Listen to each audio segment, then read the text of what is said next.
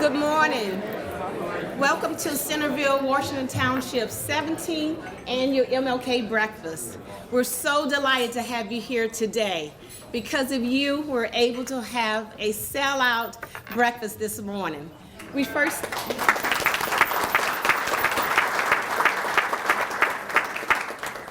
started the Diversity Council in 2000.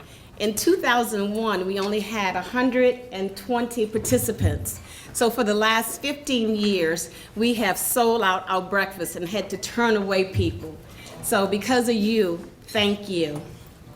We'd like to also thank our sponsors. L Brand, we'd like to thank Premier Health, PNC Mortgage, and Bob Ross Auto Group. Because of you, we're able to bring people like Barbara Cross to Centerville, Ohio. So thank you again.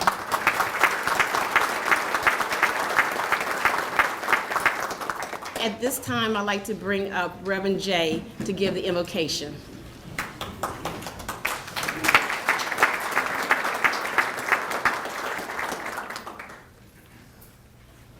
Please bow your heads and let's pray. Father in heaven, we give you thanks for gathering us here today as people of faith to remember a promise that we all share. That your vision for our future is one of justice, one of mercy, one of forgiveness.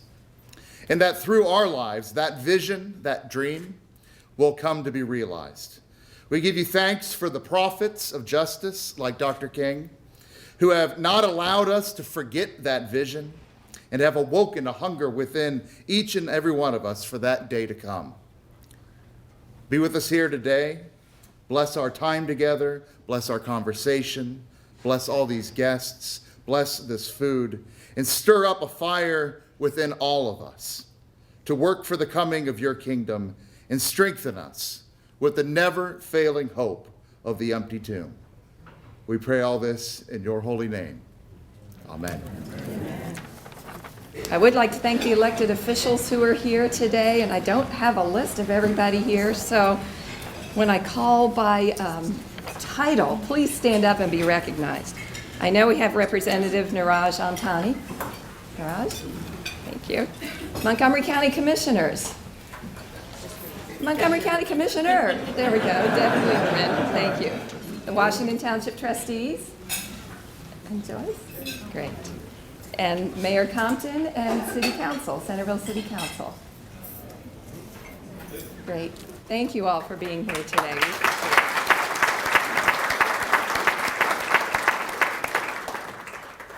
The Centerville-Washington Diversity Council is a nonprofit organization based in Washington Township and Centerville, whose mission is to celebrate and promote an inclusive, diverse, and welcoming community for people who live, work, and worship in our area. We may be best known for the MLK Breakfast, but we have other programs, educational programs, that we provide throughout the year. And I encourage you to visit our website, cwtdiversity.org, to find out more about the programs that we have going on, and also to see videos of previous programs that we've held. I know we have the last several MLK Breakfast video links on the website, so it's a good place to see the ones that you may have missed. The council is able to provide these programs thanks to a dedicated group of volunteers. We are a volunteer organization, and those volunteers serve on the leadership team and the Martin Luther King Breakfast Committee that put lots of hours into planning today's event. So if you're a member of the MLK Committee or the Diversity Council leadership team, please stand up and be recognized.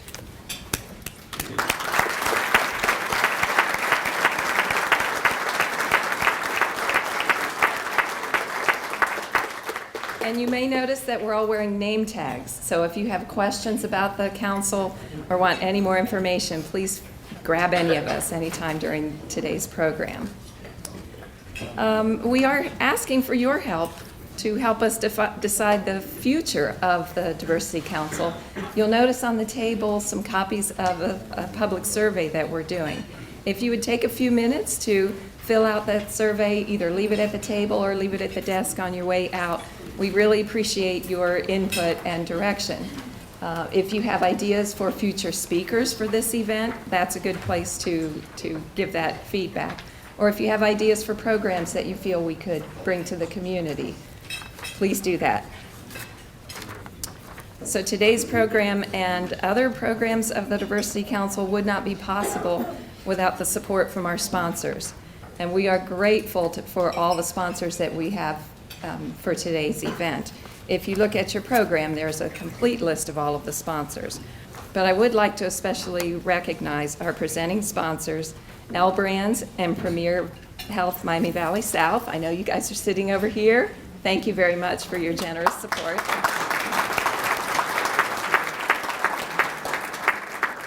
Our gold sponsors, Bob Ross Auto Group and PNC Financial Resources Group. I know Bob Ross is over here. Our silver sponsors, AT&T, the City of Centerville, Miami Valley School, Vectran Foundation, Inc., and Washington Township. And they're all around here. And without your support, we wouldn't be able to bring programs like this to the community. So we really appreciate everything that you do to help bring these programs here. So I'm really excited about today's program. We had the chance to have dinner with our guest speaker last night, and I think everybody's really going to be excited to hear what Barbara has to share with us today. So I'll stop with all this kind of talk, and we'll get to the program, which I know is what everybody's here for. So I would like to introduce our Mistress of Ceremonies, Marcia Bonhart.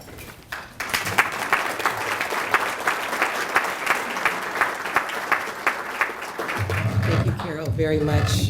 And welcome and good morning.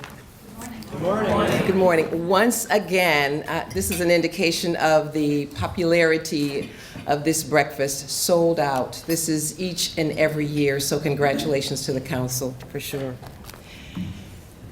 I don't know how many of you know, but this area has one of the largest Martin Luther King celebrations in the country. And we're talking from churches, rallies, dinners, breakfasts such as this one, music concerts, prose, art, and writing contests. It's just amazing how this community has risen to celebrate the memory of this great man.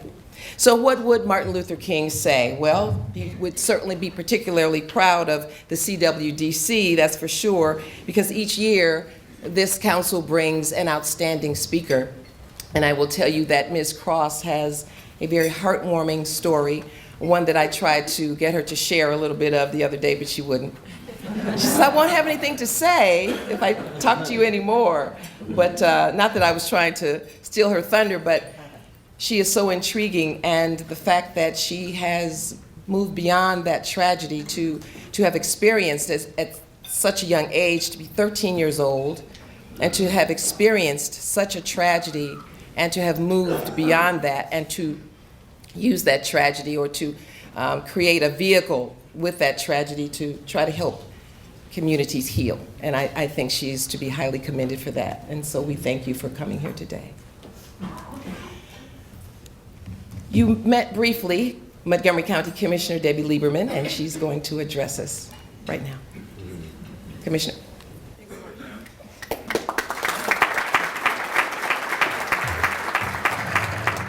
Happy King Day, everyone. So it's my honor to be here this morning to represent the Montgomery County Commissioners, also Dan Foley and Judy Dodge, who are attending other MLK events this morning. Marcia talked about all the great events that our region has. But I think I've been coming to this breakfast for at least 12 years, maybe missed it once or twice. But I enjoy coming down here, even though I live like totally opposite end of the county on Clayton. It's a 45-minute drive. You know why I like coming here? I like coming here because of Centerville-Washington Township. What you do here, the diversity here is amazing. I love seeing all the students that come on a day that they probably could have slept in, but you're here. Thank you. Thank you so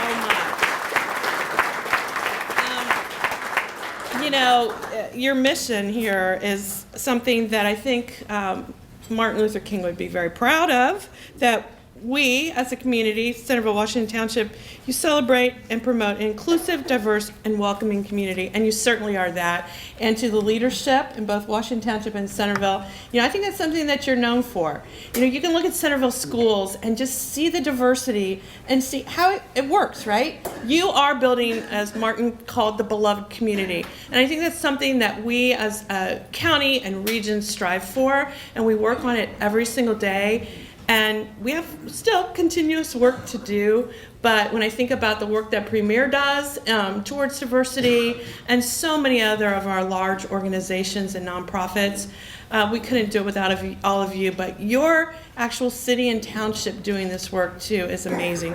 So the commissioners have sent, for our wonderful speaker, a proclamation. I won't read the whole thing, but I'm going to just read some parts of it. I'm sure you'll hear some of it in the introduction, but you know how politicians are, we like to declare something. So, whereas the month of January 2017 marks the observance of Dr. Martin Luther King Jr., and is a time that the nation comes together to honor his legacy, and whereas we are honored to have Ms. Barbara Cross, historian and civil rights activist, join us at the Centerville-Washington Township MLK Breakfast as our keynote speaker. And whereas as a little girl in Birmingham, Ms. Cross' life changed on September 15th, 1963. I'm just going to say that's my birthday. Yeah. So I will remember your birthday. I was alive too. Just so. I'm not going to tell you how old I was, but 1963. When a bomb was planted and exploded at the 16th Street Baptist Church, resulting in the death of 4 little girls attending Sunday school. And whereas since that day, Ms. Cross has told her story at numerous colleges and universities, grade schools, middle school, and high school, in hopes to deliver a message of love and forgiveness. And whereas since that day, she has spent her life working tirelessly for justice and civil rights for all Americans. She is a strong and steady force within our country and has made a difference in the lives of so many, and she has helped throughout the years. Now therefore be it resolved that the Board of County Commissioners of Montgomery County, Ohio, on this 16th day of January does hereby recognize and thank Ms. Barbara Cross for all her many accomplishments that have so greatly affected our communities and our country. Thank you.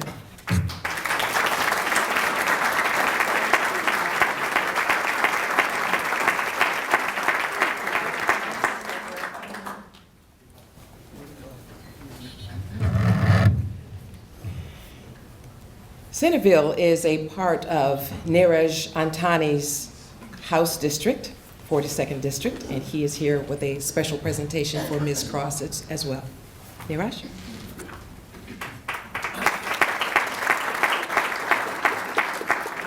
Thank you, Marcia, and thank you all for having me. It's an honor for me to be here this morning, and I do have a small token of our thanks and welcome to Barbara Cross for being the keynote speaker here at this breakfast today. Just want to read a little bit of it. She says that your praiseworthy accomplishments clearly demonstrate the potential for each person to have a beneficial effect on the quality of life in our society, and you are an inspiration to generations of Americans who aspire to maintain justice and achieve equality. And so on behalf of myself and the entire House of Representatives of the 132nd General Assembly of the State of Ohio, it's an honor for me to welcome Ms. Cross here today. Thank you.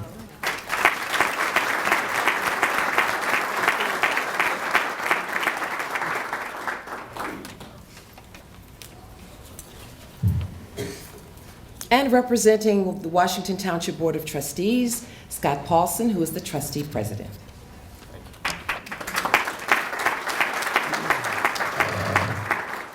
Thank you, Marcia. And thank you to the Centerville-Washington Diversity Council for putting on this great event. Been to many of these myself, and they're always a full house, and glad to attend. I also want to thank the Centerville and Incarnation students. We've got an Incarnation table back there. For coming out this morning. I know my kids are asleep right now, but maybe next year I'll drag them in here.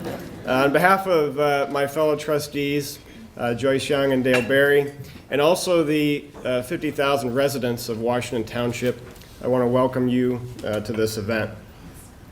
As we reflect on the mission of Dr. King and its importance, we're reminded of the imperfect world that we live in. We often find ourselves in our day-to-day lives challenged by moral decisions. Perhaps we respond with conviction and do what's right, or let someone else take up that battle. Luckily, in our world, Dr. King took up that fight. We find his spirit of forgiveness, tolerance, and love with us today as we face challenges of hate and injustice. We feel the pain of the movement of the racial justice taking a step back at a church shooting in Charleston, but the church and the community forgave. We ask why evil is done at an Amish school in Pennsylvania as a shooter takes the lives of innocent children. And the grandfather of one of the children says, "We must not think evil of this man." And as our own speaker will recount for us, the horrific event in September 1963, even as our own father prepared to deliver his own sermon entitled "A Love That Forgives." Dr. King stood for something, the dignity, all are to be counted and respected. As we live our lives each day, most of us don't think of the struggles that many of us went through for this justice. But we all must be grateful for those who came before us and stood up to do the challenging work that they did. I'm hopeful for our future generations. I had dinner with the kids last night, and I asked them, "What does MLK mean to you?" Because I don't think we often ask them that. And they responded in part, "We're not sure why it really matters what color you are. We're just people." So I do see progress in our homes and our tables. And I think we all pray the same words that Dr. King wrote just 5 months before our own Barbara Cross. Barbara Cross's life was changed by prejudice, and I'll read that to you. "Let us hope that the dark clouds of racial prejudice will soon pass away, and the deep fog of misunderstanding will be lifted from our fear-drenched communities. And in not some too distant future, the radiant stars of love and brotherhood will shine over our great nation with all their scintillating beauty." Thank you for this opportunity to share some thoughts, and welcome for this great program. Thank you.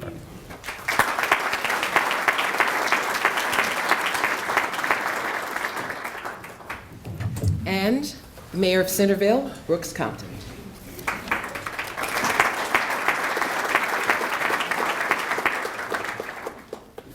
Thank you, Marcia. On behalf of the Centerville City Council, our city manager, Greg Horn, city staff, and the residents of Centerville, we welcome you to Yankee Trace to celebrate Martin Luther King Day. To the Centerville-Washington Township Diversity Council, again, another outstanding event. We thank you for organizing that every year for us. To Barbara Cross, welcome to Centerville, Ohio. We are distinctly honored that you have chosen Yankee Trace in Centerville to deliver and celebrate Martin Luther King Day. All of us know that Martin Luther King Day is not just a day in January of every year, or a day off of school, or a day off of work, but is a day full of deep meaning for our nation in recognizing that not only the man, Dr. Martin Luther King, but his message to all of us. I, like many in this room, have only had an opportunity to read or hear of his message. But Barbara Cross is a person who has lived that message.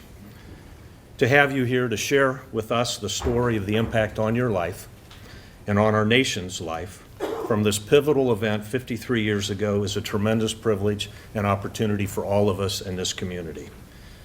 Your incredible commitment to justice, starting that terrible day in 1963 when you were just a little girl attending church, until 2002, 39 years later, when through your efforts and testimony, justice was finally served with the conviction of the last man charged in the 1963 bombings.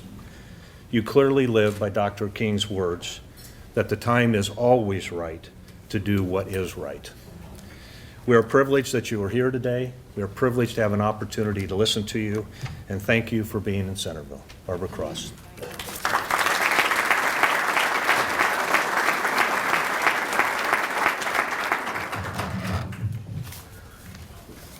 Thank you, Mayor.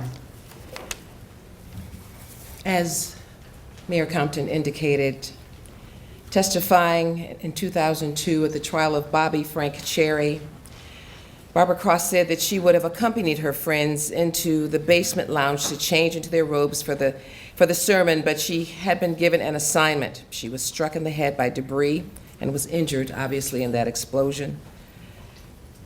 Interestingly enough, the theme of the Sunday school class that day was how to react to physical injustice. And there's no greater irony, I don't think. There was worldwide awareness and sympathy towards the civil rights cause that increased after the bombing. And the mission of this organization, the CWDC, is to celebrate and promote an inclusive, diverse, and welcoming community for people who live, work, and worship in this area, and I would dare say beyond this area.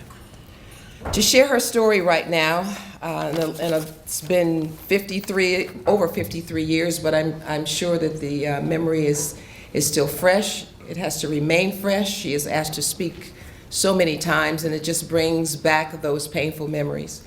She will tell you about her father, who had an even more difficult task when he had to go through the rubble, go through the debris, and how it affected her family. Ms. Barbara Cross.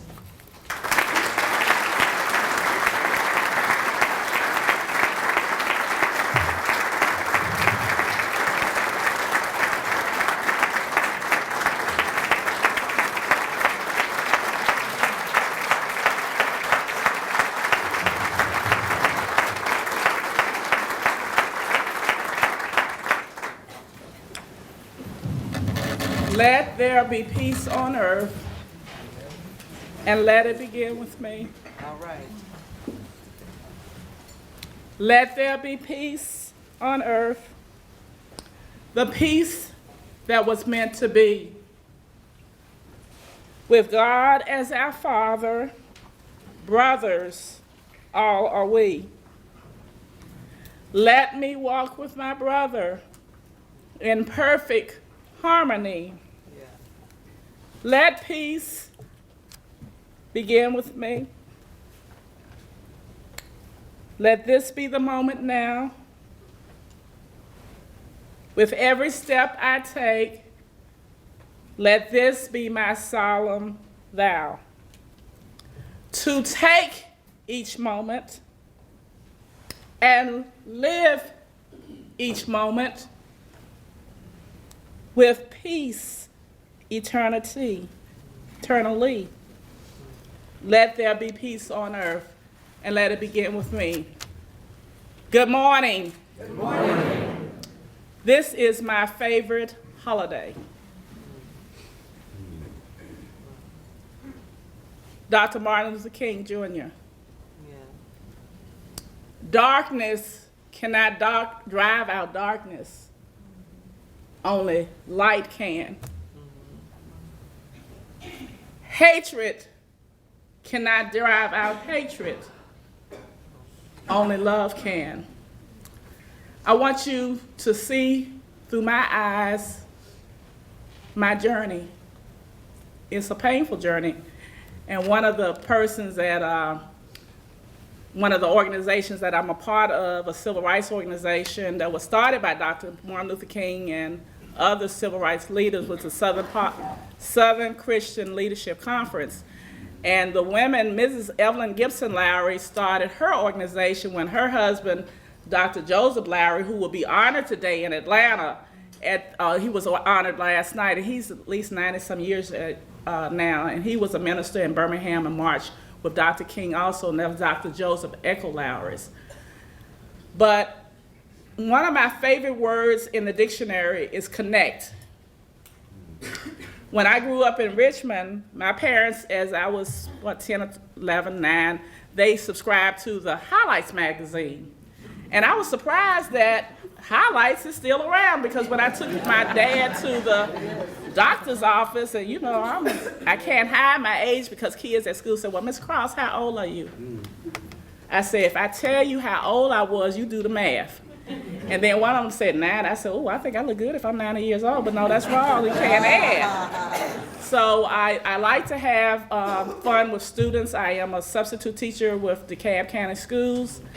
And so they said, Ms. Cross, are you mean? Because word gets around, I'm firm in the classroom. I said, I'm from the generation, I say what I mean, and I mean what I say. I said, our parents gave us the look. These kids, they'll give you the look. And I got some students that I engaged with, so they're going to be a part of my presentation, but I'll give you the cue when I need you to come up, okay? My students? All right. Okay, thank you. I like to use students because Dr. King used students in the movement because the parents were afraid to march because they were on TV, they would lose their jobs, and unless you owned your own business. But like I said, back to connect. I like to connect the dots to see what the final picture would be. So hopefully today I will connect with you and you'll hear my journey and see through my eyes what it was like to be in the church and my experiences and how that has shaped my trajectory in life. My father was called, I was born in Richmond, and my father was called the pastor of 16th Street in 1962. I was excited about moving to a new city. My sister next to me my parents had 4 children. I'm the oldest of 4. I was 12 at the time when we left Birmingham in 62. My other sister next to me, she did not want to go to Birmingham. She had a lot of friends. It's not that I didn't have friends. I wanted to meet new friends. And for those who went to dinner with me last night, I don't meet strangers. I think I maybe talked your ear off. And when they would ask me something about my story, I said, I'm not going to tell you that part, my survivor story. So if I forget, Carol, do me like this and say, And if I talk too long, I got my cell phone up here, so I'm going to be brief. My mother said, be good, be brief, be seated. So she used to tell my dad that, but he used to preach an hour at 16th Street, so it's like, she said, and Bailey told him that, be good, be brief, be seated. Okay, it doesn't take all day to get your point across. So when we left Richmond, my younger sister, all of us were at church that day, but when we left Richmond, going to Birmingham, I had no idea what the climate was like and what the mood of Birmingham would be. Because as a child, we had one TV back there, black and white, and we had weekly readers in school back then, but we didn't know about Birmingham being Birmingham and about the KKK and stuff like that. So I didn't know that. But if I had to live this part of my life all over again, I would. I would. Well, so when we got to Birmingham, my father went to a meeting that was spearheaded by Reverend Fred Shuttlesworth. And many of you probably have heard of him. Can I see a show of hands? I'd like to interact with my audience of those who have been to Birmingham to the 16th Street Baptist Church. Okay. And a lot of times when you go to the 16th Street Baptist Church, you go to the National Civil Rights Institute. And I just found out when I spoke at for someone in Atlanta on Friday, before I came here, that the whole district from the church to where A.G. Gaston, see what happened, they would march from the church into the Kelly Ingram Park. The church was made a National Historic Landmark in 2003, but now I think President Obama, from the church all the way down to the downtown district and the A.G. Gaston Motel, which was owned by a black millionaire. So I'll tell you the history to tie into that too. But anyway, when we got to Birmingham, my dad went to a meeting that was spearheaded by Fred Shuttlesworth. And when they went to those civil rights meetings, he was a new minister in town, and my father had one of the larger churches he pastored in 6th Avenue. But 16th Street was strategically located to the downtown district, so they had planned to bring Dr. Martin Luther King Jr. in town in 1962, but because they were doing a changeover of the mayoral candidates, they wanted to wait till they had a new system, so Dr. King did not actually come to Birmingham until 1963. So they asked my father, when we bring Dr. King in, can your church be one of the churches that they would use as a platform that they could be part of the civil rights movement? And of course, my father gave permission. And that's how the church became a part of the civil rights movement. My father gave permission. Well, when my father first went to do his trial sermon before we moved, he was trying to get a yellow cab. And there was an interview in the 1990s, you know how they have those pull-out section of those magazines it was a picture of the 4 girls on there. That was in the 90s. And my father, in his interview, he said when he first went to Birmingham, tried to do the trial sermon to see if they would select him as their new pastor. That was in 1961 or 62. He said he tried to catch a yellow cab. And this is what they quoted my father as saying, and knowing my dad, this is probably what he said. He said the cab driver told him, "We don't haul, H-A-U-L, your kind." And this is what they said my father said, "Before I leave Birmingham, you will haul anyone who wants to catch your cab." And that was a quote in the Boston Globe. So my father did give permission to Dr. King. Now, I'm gonna move fast forward to that Sunday, September the 15th, 1963. It was a beautiful Sunday morning. That was the first Sunday that my father had instituted as Youth Sunday. So as youth participating in the worship service, basically they had a youth choir. That was no big deal for us to sing in the choir. But someone would read the announcements. They would greet the visitors and welcome the visitors. So that was a special day. Beautiful day. All of my siblings, we had to go to church. If you were sick in our household, you could not go out and play and get miraculously cured. You would be in bed the whole day. No TV. Well, we didn't have one TV. And so all of us were in Sunday school, but my mother did not go to church that day. And our Sunday school lesson, as Marcia said, or someone said, it was about a love that forgives.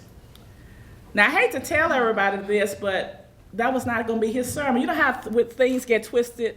Yeah. You know, because really that was the only thing we studied that day. And I'm so glad that I asked my father before he died, what would he preach about?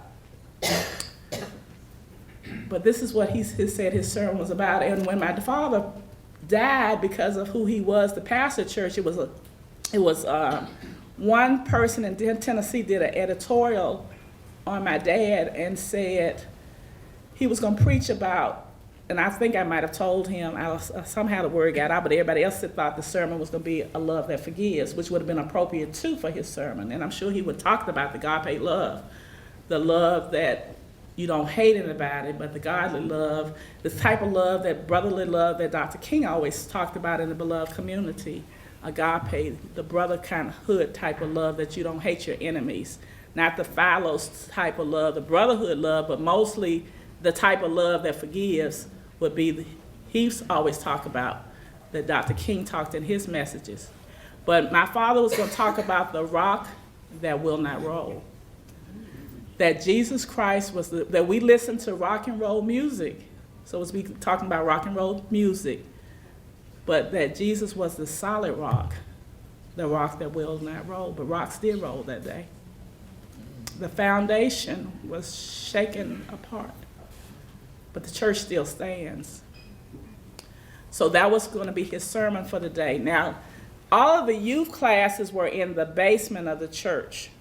So usually after we discuss the lesson, like if someone does something to you, instead of fight back, you would turn your cheek, you would forgive them. Young people, listen to me, please, because that's, you know, how we talk about bullying. Because, see, back in the day, they used to say, sticks and stones don't break my bones, but words, wait a minute, how does it go? But words don't hurt. But words do hurt. That's my point, thank you. And so whenever I see a student bullying in the classroom, I tell them, come here. And sometimes I take them outside the classroom. In middle school, you have to, because you can't embarrass them because they'll embarrass you. They try to embarrass you. But I know I don't have students like that in here today. But anyway, I love working with kids. Because I used to try to be bad in school. But see, one thing about it, we got whippings. When the teacher called us, but they had permission to whip us. But we talked about that was in our Sunday school lesson. So when the bell rang for reassembly, we would get back together from our classes and go to the General Assembly area. Well, my teacher had stopped me and had a clerical assignment for me to write down the names of those who would be moving up in Sunday school. My friend, Addie Mae Collins, I'm sorry, came by the classroom, and she wanted me to go to the bathroom with her. And kids asked me, so I gave her my wallet. I said, see you in a little while. And kids asked me in school, because they asked some marvelous questions. Miss Cross, why you gave your friend your wallet? I said, it's a girl thing, you know. Boys don't do that. And now that I think about it, it does sound stupid, you know. It's like, but I didn't think that. I said, I wanted to go to the bathroom with her, but I got to do this assignment. Right. Somebody I told this generation, they probably said, I ain't finna do that, speak to the hand, you know, sometimes this. But I gave her my wallet. I am so glad I gave her my wallet.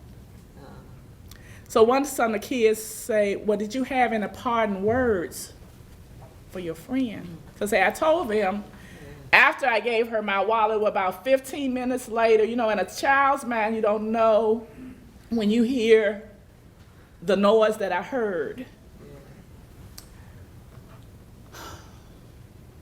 Seemed like 15 minutes in my mind. Well, back in that day, we were reading about the Cuban Missile Crisis, and the missiles pointed to the United States. So when I heard the noise and felt the building, it seemed like in my mind it was swaying, and then I felt something that hit me in my head, and I started screaming. It was very chaotic. And the reason I like to paint the picture, I don't like to paint the picture so you can kind of get an idea how chaotic when you hear the kids in the basement screaming. And all I remember, we were trying to find my younger sister, and you smell the fumes, and the teachers were trying to guide us to safety, but it was so chaotic. And so I never did find my younger sister at that moment when I was looking for her. So one of the deacons who lived around the corner from where my parents lived knew that my father had to tend to the business at the church, because they already knew that the church had received bomb threats. But imagine your parents try to shelter you so you won't be afraid to go to church. So couldn't find my sister.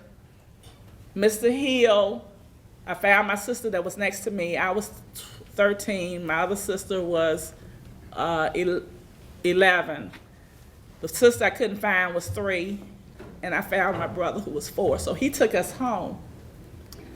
Can everybody hear me? Seem like, is this on? Okay. So when they took me home, my mother was at home. Back then they didn't have call waiting. This is in '63. I used to work for the phone company. I retired from Bell South, and now I work with kids and youth, the DeKalb County schools. So my mom was happy to see us, and she said, "Where's Lynn?" No, we couldn't find my sister. Wow. Only to find out that she was struck in the forehead and she was bleeding, and they took her among the 20 other some injuries to the hospital. Well, you know, they had a separate hospital for blacks. And so my father, when the phone was constantly ringing, and my mother has a twin brother in the Richmond, well, it was not Richmond, outside of Richmond, it was a country town. I used to say rural, but it was the country. And so, but it was Vermont, Virginia, and what they call North Rappahannock area. And so when they interrupted the broadcast, he was watching TV. And when he heard the words, the 16th Street Baptist Church was bombed, he immediately started crying. He said, he called the operator, said, "I need to make an emergency call and gave my family's number. And they almost must have told them, well, what's the nature of your emergency? Because we don't just interrupt calls. And I'm sure my uncle said in so many words, that's my brothers-in-law's church and my sister, they're in trouble in Alabama. And when she got on the phone with him and he had interrupted the line, because my mother said the phone constantly ringing, people, reporters, it's amazing how news travel. And I guess, Marsha, you in the news industry, they were just, it was chaos. So when my mother saw myself, with me coming in, my sister and Michael, and didn't see Lynn, so we talked to my uncle. I talked to my uncle on the phone, let him know we were okay, but couldn't find my younger sister. But I remember that was a chaotic day.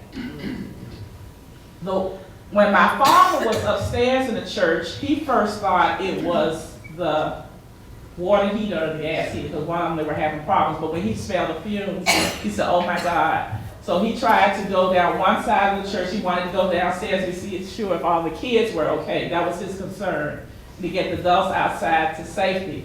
But one side he tried to go out on, the steps were blown away, and thank God that no one was standing on the steps. When he came around and one of the custodians tried to show him on one side of the building, they didn't let us go on that side of the building because that's where the policemen, they already had their rifles, but they knew. If you started researching and studying, they knew the church was going to be bombed. They were part of the activities. The policemen were crooked, And someone told my father some months later that someone was at the Greyhound bus station, was right around the corner from the church, and said they were looking at the watch a few minutes. So they were out there just like that, because in the documentary, 4 little girls, one of the persons said, how could they get there so fast? They knew. That was part of the corruption in Birmingham.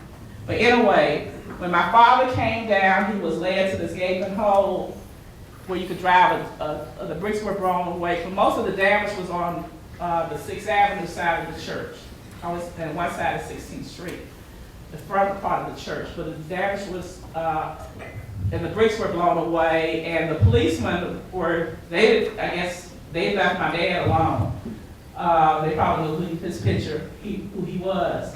So blacks were civil defense workers then, so it was like a police or fire person. And they said, Reverend Cross, don't go in there, because usually when they set off dynamite, they have one charge to go off to make everybody clear the building. And when you think it's safe to go back in, they'll have another charge. So my dad said, I gotta be sure that the babies, the kids are okay. And that's when they said he went in there, they started digging and digging. He couldn't identify anybody by looking at them. He said they looked like they were old, hurt people, and he couldn't identify them. And I'm painting that picture so you can understand the horrors of that day. And so they found out it was 23 injuries. There was one survivor, thank God. One survivor in the bathroom, and that was the sister of the one I gave my wallet to. And that was Sarah Collins, and she has a prosthetic eye to this day.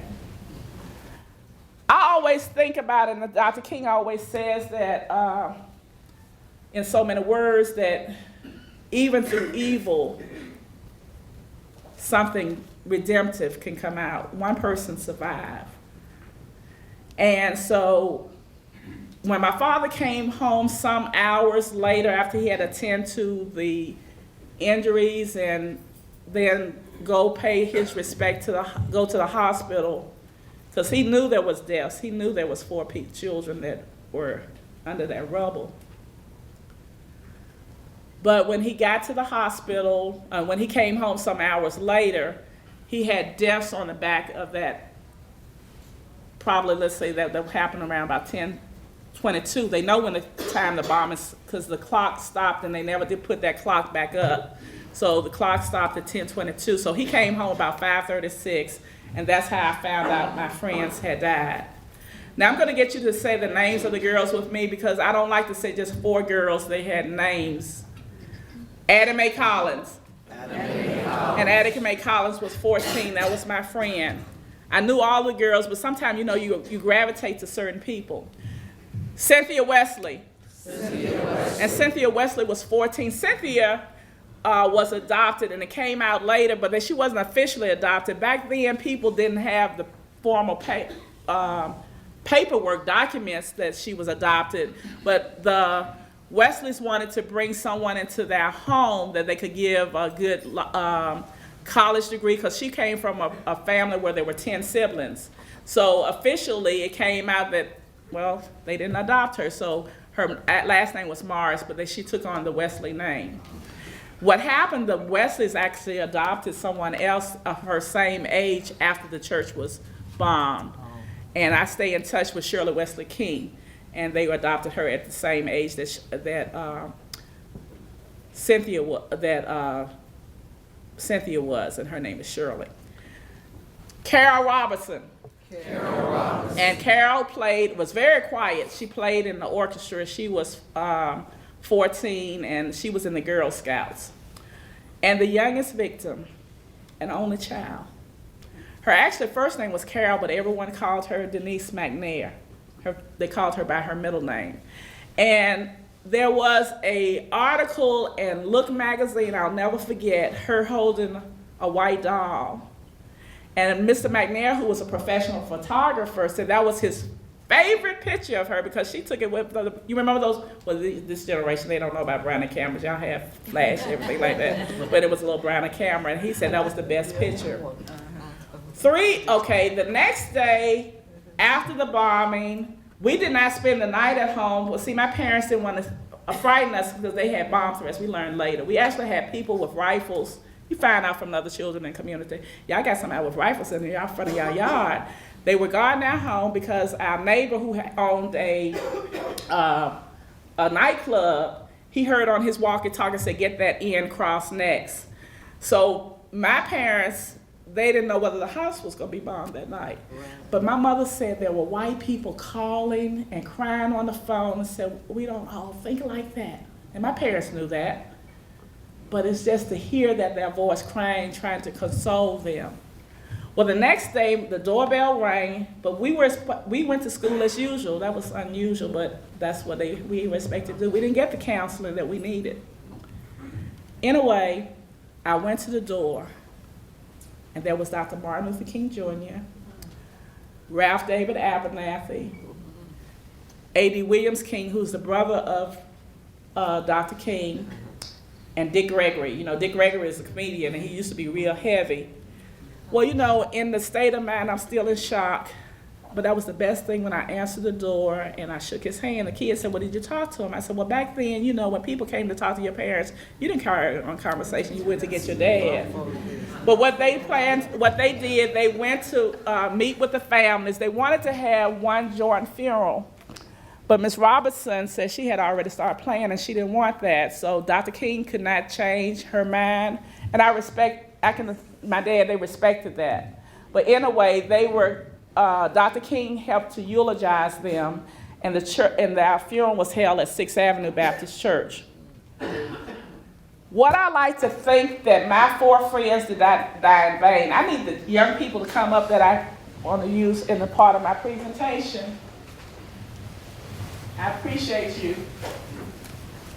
And the reason that I like to use children because Dr. King used children because at one point, most adults, if they were seen on TV, they would have lost their job. You come up front. Okay, thank you. So I'm going to ask 2 of you the same. Let's see, 2, 4, so it's just, okay, over here. Now, I won't remember your name, but I'm going to ask you your name. Okay, please forgive me. Sorry to my head and around my heart. When Dr. King, my father said, when Dr. King actually interviewed people, or had people to interview people who want to be a part of the nonviolent peaceful protest movement, because you know Dr. King was adamant about nonviolence. You will walk the streets with your protest sign and we'll protest peacefully. So what's your name, young man? Neon. How to spell your first name? N-I. It's like neon and then T-H. Neon. Yeah. I said it. Okay, might not remember it. Okay, thank you. Your name? Vivi. Vivi. Marcos. Marcos. Craig. Craig, Jaya. Jaya. Now, I'm gonna ask you, don't worry about what the adults say. And what I like about you young people, y'all keep it real.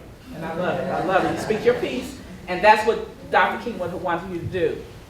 Now, when you march, you usually march 2 by 2, but like I said, Dr. King's gonna interview you and make sure that you will not be violent, throw, curse, or anything like that. I know y'all wouldn't do that.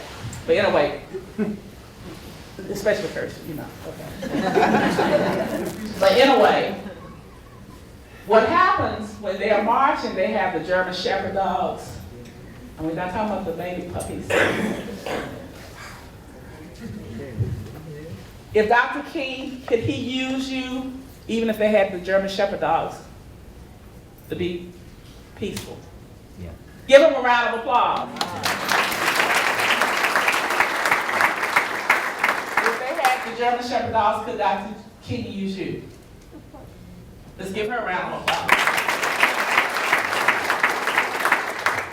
Not only did they use the German Shepherd dogs, they had the water hose. One of my friends who was there, she's 15, she's written a book. It says the day the world stood still, or the day everyone was watching, something like that. But her name is Carolyn. She was Carolyn Mall. She has a book, and she's a minister, Carolyn McKinstry. She answered the phone, by the way, and when they said 10 seconds or 10 minutes, she didn't know what she was answering. They were saying that's when the dynamite would go off. And she was the secretary for the church. Now, they have the nightsticks, which means they not only use German Shepherd dogs on the demonstrators, but the nightsticks.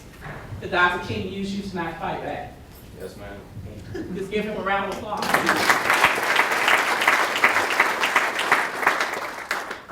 Okay, we know they have the German Shepherd dogs, they have the nightsticks, but they also use tear gas. And if you ever been out there with tear gas, it stings your eyes. Did Dr. King still use you in spite of the tear gas? Yes. All right.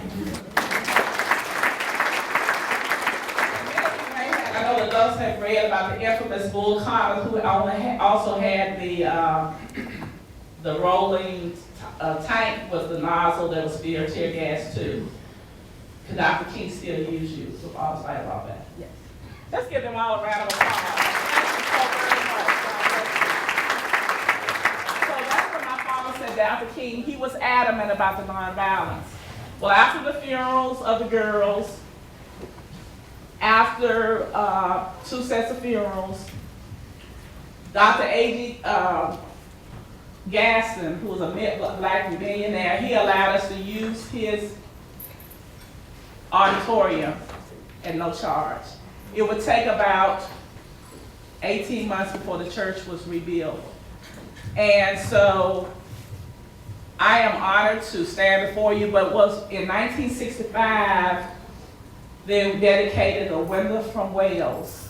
The people of Windsor sent a window that you can go on the computer and Google that it's Wales window to Alabama. I learned last year I met a guy from Wales, and he was a younger guy. He wanted to interview me, and then I found out from the people of Wales that when he came to visit my dad, he didn't understand the degree of hatred, and my father didn't want him to do an article of him staying in the house because my father told him about they were bombing our house. We had bomb threats. So my dad kept it a secret. And so the guy told me, and I didn't know that, he had a different idea for the Wales window. But when he heard about the hatred and the bomb threats that we got in our house, he went back and designed this. It's like a black man suffering on a cross, like Jesus, but instead of the cross, it was a black man with arrows, little lines going through his side, and representing how the black man was treated in the South. There's one hand saying, stop the violence, stop the murders, and then the other hand is reaching out in forgiveness. Isn't that beautiful? And when it's up in the balcony, and at the bottom it says, when you do it to the least of these, you do it to me. And it's dedicated to the girls. Fast forward, and then I'm getting ready to end my presentation and close out with a poem that I wrote about Dr. King. In 2003, that was the year my mom passed, I went to a conference in Phoenix, Arizona, and I got a chance to go see the Grand Canyon. But in the book called A Long Time Coming, there was a statues of the girls, and it's in Paradise Valley, Arizona. So I took a cab, I called the church. John Henry Waddell, who was a sculptor, was on his way from Mexico with his wife, and on September 15th, and he heard about the church bombing and about the death of those 4 girls. So he's a sculptor. What he did, he got this piece said, that which might have been. They are nude figures of what they would have been and symbolize if they had grown into maturity. Well, one of the parents, they didn't want that to come to Birmingham, so it's now in some type of African-American museum. But I got a chance to go to that, took a cab, and when I got out, because I called the church, I said, I'm Barbara Cross, my father's pastor of the church, and when I'm coming to a conference, I want to see that statue. So I know the cab driver got tired of me talking to him. I said, I'm going to see my friends. I said, da-da-da-da-da-da-da. When I got out of that cab, you thought I was reunited with my friends. I hugged each one of them. One is facing to the north, east, west, and south. And if you Google it, there's an article in HuffPost that was done in 2013 about that John Henry Waddell. But after I went to the Unitarian service, I wanted to meet him. So I had dinner with, and a young lady I had dinner with him, and he said that was his second molding of the sculpture because he had a fire and the original ones were, they were destroyed. But it was an honor to somebody who was touched, and he did something for my friends. So as I close this MLK service, I've had so many good experiences meeting people like you, and I appreciate you hosting me. But I'm gonna close with my poem with Dr. King. I wrote this, for years I didn't talk about the bombing, and somebody asked me that last night. I found my voice through poetry. I did a poem for the girls too. And please forgive my tears, but if you give me some chocolate candy, I'll cry too. Okay, I'm gonna read my poem through my tears. Let's see. A tribute to Dr. Martin Luther King Jr. On January the 15th, 1929, God sent us a Redeemer by whom we call Martin Luther. He was a man truly sent by God to show the world peace, and his heart poured out the goodness of God's love. His voice rang out the cry of freedom, and his heart poured out the goodness of God's love. He taught nonviolence and how to love our enemies. For this, he thought, was the key solution of problems in our world. He was a concern about the world and mankind, always making the rough places smooth with right. His love was always active, never passive. He led peaceful marches for the victory of brotherhood, making straight the crooked ways in our society. He wanted to lift the bonds of slavery and let all mankind be free in the spirit of brotherly love. Let me say that again. And let all mankind be free in the spirit of brotherly love. And on April 4th, 1968, an assassin's bullet led to the fall of a great leader. He was called on high to be with his heavenly Father. His death will not be in vain. I didn't write that many times, but I want to emphasize that. I'm going to keep saying that. His death will not be in vain. If we let his plea for nonviolence prevail, he was a nonviolent man taken out by violence. And he knew that, I think. He always said when President Kennedy was assassinated, that's how he was going to go. I didn't write that, but that's what happened. Well done, Martin Luther King. Well done, Martin Luther King. I'm repeating that, that's not there but one time. It was well done. It was well done. When he marched the streets of Birmingham and throughout the South, he wasn't afraid to speak out. That's not in there either, what I wrote. And I said the other night, we had to keep our marching shoes dusted off. It's still work to be done. And if we sit back and don't speak out against the injustices of the society, in our society, we're just like the person who is perpetrating the evil. I'm serious. I have to speak out in the classroom when the kids are not doing right. I would be wrong to let them curse me or do something.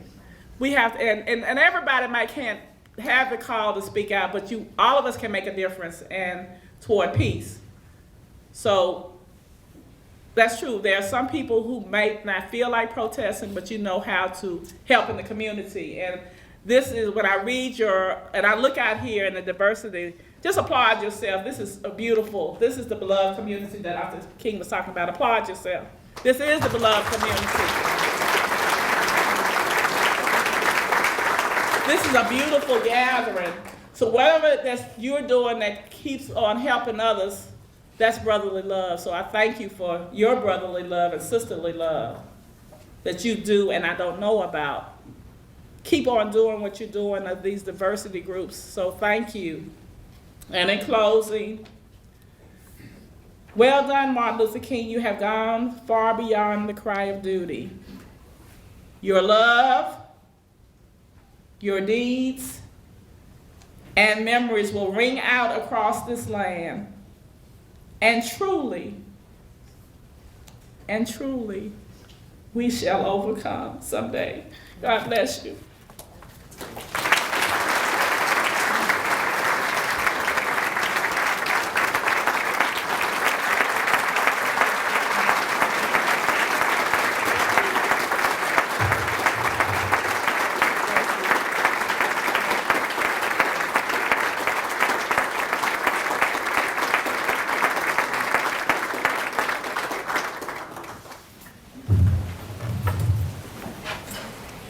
Now I know why she did not give me the entire story the other night.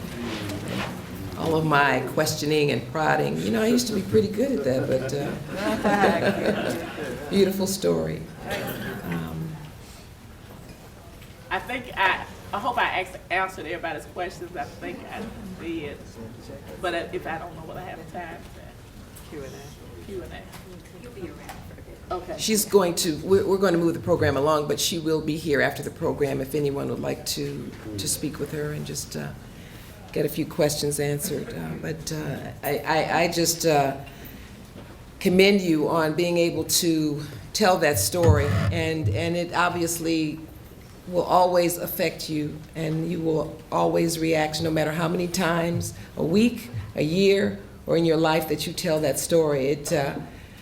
This is a living historian here, this is someone who actually was a part of a most unfortunate and tragic incident, and we just appreciate you with the strength and courage that you have to be able to share it time and time again and to have to relive it.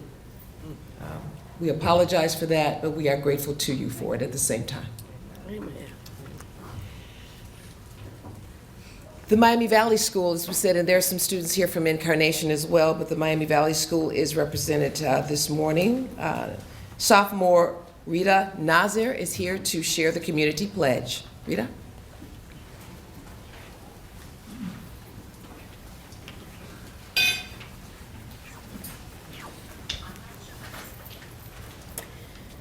I have not always valued people who are different. I pledge to honor the dignity and inherent worth of every human being. I have not always practiced compassion for people. I pledge to oppose injustice, not people. I have sometimes been more concerned about my rights than the rights of others. I pledge to dedicate myself to use my talents to empower others as I empower myself. I have not always stood up against injustice or denounced violence. I pledge to consciously practice peace on a daily basis. I have sometimes been reluctant to embrace differences and appreciate the value of every human being.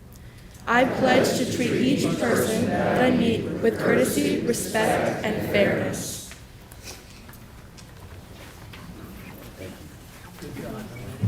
Thank you, Rita.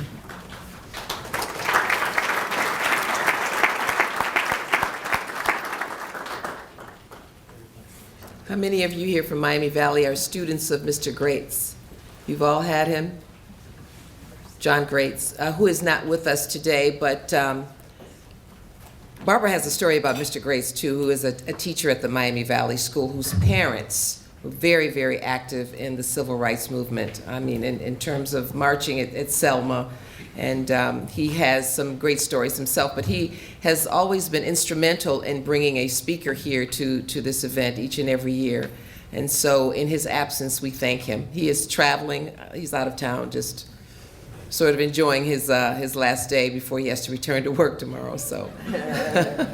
And you all too, back to school tomorrow, right? All right, but we thank him so very much for being such a part of this organization and for always bringing history to this day each and every year.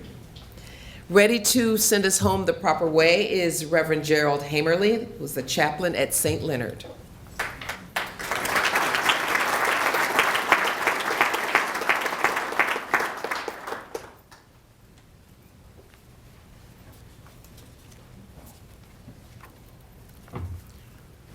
Oh God, we thank you for this breakfast, for this day in which we remember and honor Martin Luther King. We thank you for the courage that inspired Dr. King and all who fought for civil rights in our country. We thank you for the presence of Barbara Cross here and for the good she has done these past 50 years. We thank you for the lives of those 4 young girls killed in Birmingham so many years ago. And we thank you for our country. We thank you for President Obama. We ask for your blessings on President-elect Trump. And we thank you for this community in which we live and for the Diversity Council of this community. We pray that God would bless our world, this nation, and this community. Give us the courage to respect and honor the dignity and worth of every human being. We ask you to continue to bless the work of this Diversity Council, and we all realize our responsibility to build a just and inclusive society. Amen. Amen.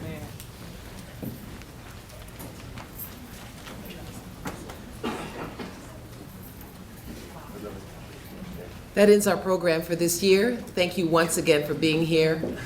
Again, Ms. Cross is available for any discussion or conversation. Have a great day. Thanks so much. Thank you.